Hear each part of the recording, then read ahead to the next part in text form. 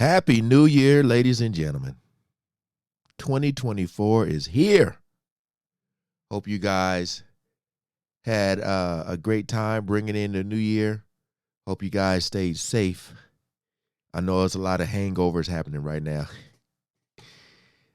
Me and my sister was able to get up and go work out back at the house now, and time to take another trip down history lane. We are back on the Recollection Road channel. I always want to say Recollection. We got 11 unusual car features no one wants anymore. My wife and sister went to get something to eat. My stomach is growling, so apologies if you hear it in the background. We're going to check this out. As always, I'll leave the link to their channel in the description. Put my Snuggie thing back on, man. I'm warm, chilling. We ain't going to waste no more time. Let's jump right into it. And please comment below. Do you remember these features? And do you want them back? Pop-up headlights were most commonly found on sports cars, but Honda also liked to add them to their models. These headlights could flip up and down and were concealed when they were turned off.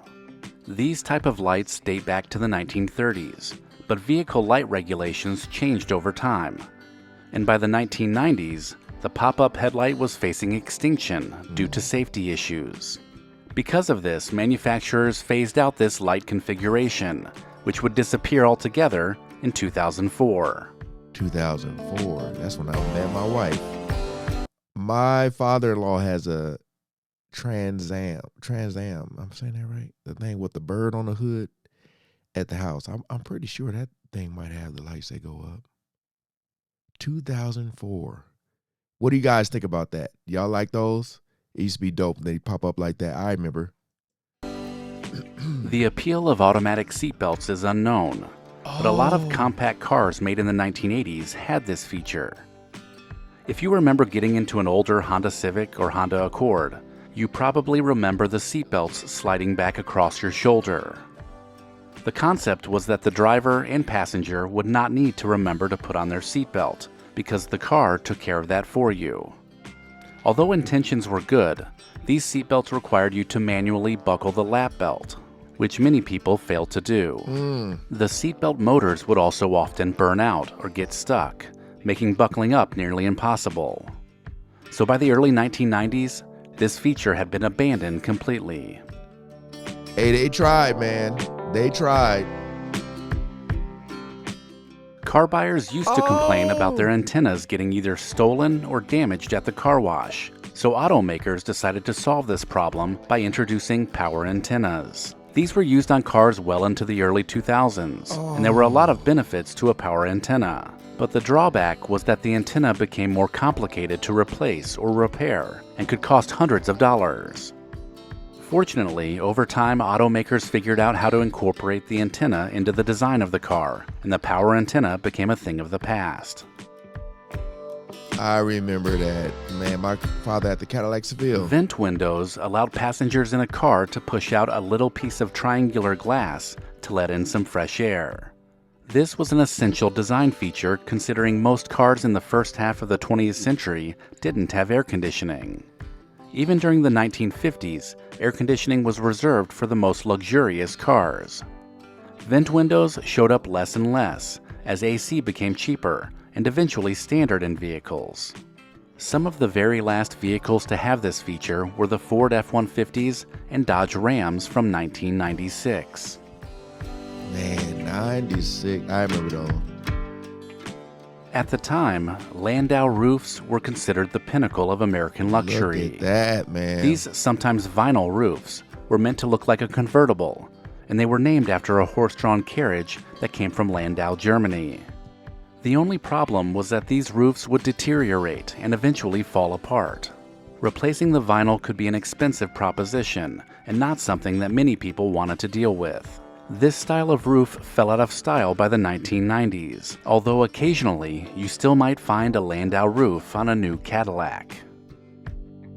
I remember all that, man. These things be hot. Heavily influenced by the movie Smokey and the Bandit, and the fact that cell phones were non-existent. Some cars in the 1980s had the option to come with a CB radio.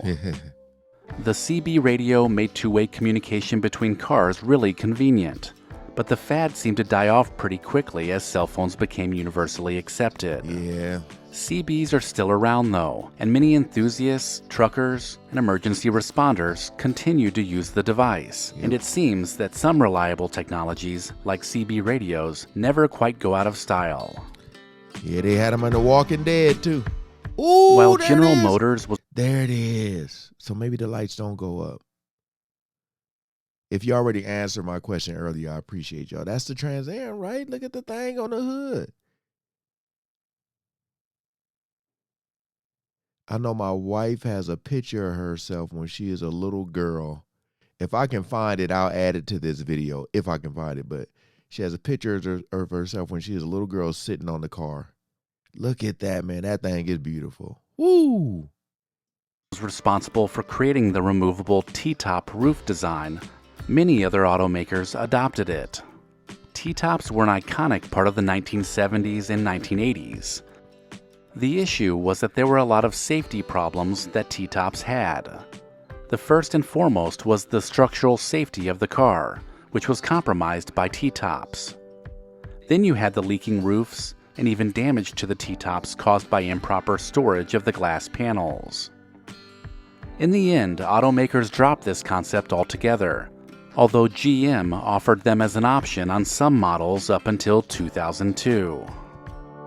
The T-top, that's what it was called. I used to call it the double sunroof. Like most features of early American cars, front bench seating was a holdover from the horse-drawn carriage, allowing for extra passengers or just to give everybody a little more room.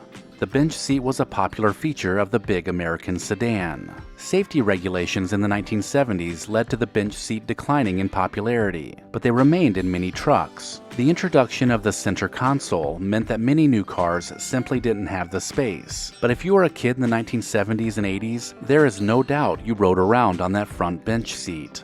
The Crown Victoria was one of the last modern sedans to offer bench seating. Other than that, bench seats in sedans were abandoned altogether. Damn, cars look like living rooms, man. It looked like a love seat with the carpet, shag carpet. As automakers worked to improve the interior quality of their vehicles, velour seats became very popular. These seating options were meant to be more comfortable and luxurious, and they could be found in all kinds of cars, from Hondas to Cadillacs. The only problem was that these seats would make you sweat. For long summer trips, velour seating wasn't ideal. In addition to that, they also didn't hold up very well, breaking down and becoming flat within a couple years. Chrysler ended up using velour seating up until the 1990s, but for most, it was a relic left in the 1980s. Look at that, man.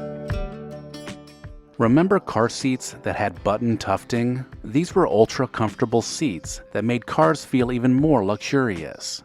This type of seating was often included on lower trim levels, which GM was notorious for doing. Chrysler was one of the last automakers to offer this in their K-car interiors. Over the years, button tufting became just a fad that could often be found in the lowriders that were cruising the main streets of America. Nowadays, seating is more comfortable than ever, and leather is now the go-to upholstery for the car industry.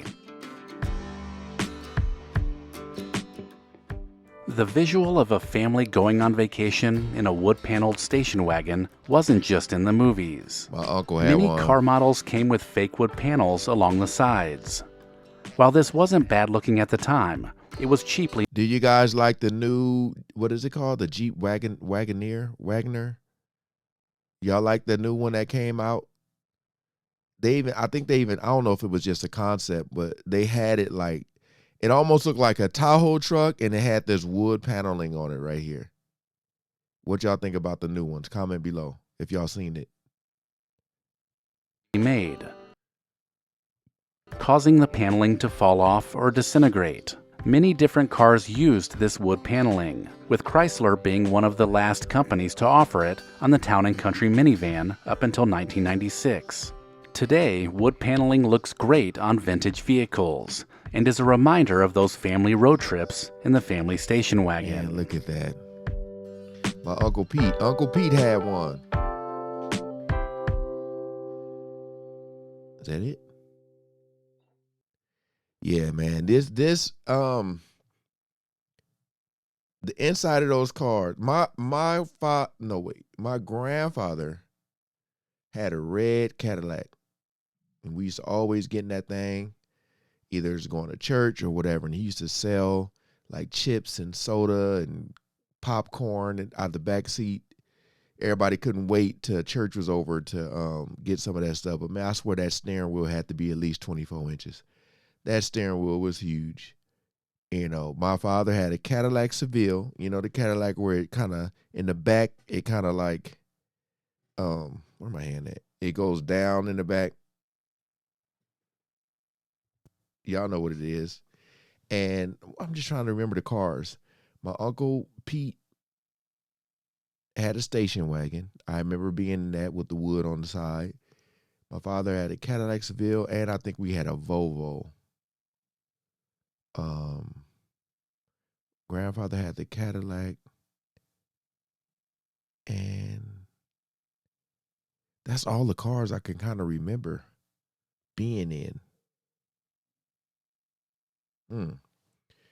What another great video, man. I know it took y'all back. You know, I know some people like to go to those car shows, but like I said, if you guys have never been in LA, that one spot that got all those cars, man, where Biggie Smalls got killed at, it's pretty crazy to see. It really takes you back in time, man. But again, Happy New Year. Hope you guys enjoyed this video. Hope you guys comment below, and I hope you share it. And subscribe if you want to, all right? Bringing in 2024. All right, peace out.